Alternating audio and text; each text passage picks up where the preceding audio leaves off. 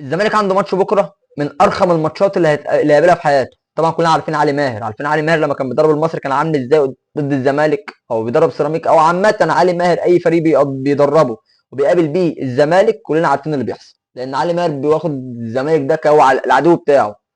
ما ينفعش يعدي ويفاوض زي ما بيعمل للفرق التانيه. كلنا عارفين بحاجه زي كده.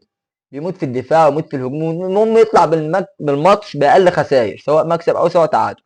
فان شاء الله ماتش بكره ماتش مهم في مسيره كابتن معتمد جمال، طبعا بعد المباريات اللي اداها في الدوري والاداء الحلو اللي عامله في الدوري في المركز الثاني، وكمان اتاهل في الكونفدراليه لدور الثمانيه. ان شاء الله كابتن معتمد جمال يقدر بكره يعبر مرحله سيراميكا، ضغط ماتشات، اصابات كتيره، الدنيا معانا مش احسن حاجه، بس ان شاء الله الروح اللي عند اللعيبه والدعم اللي عند اللعيبه بوجود كابتن معتمد جمال ووجود الجهاز الفني بالكامل ان شاء الله نقدر نكسب. الزمالك بكره سيراميكا الساعه 5 في بطوله كاس مصر، ان شاء الله الزمالك يقدر يتاهل للدور اللي بعد كده.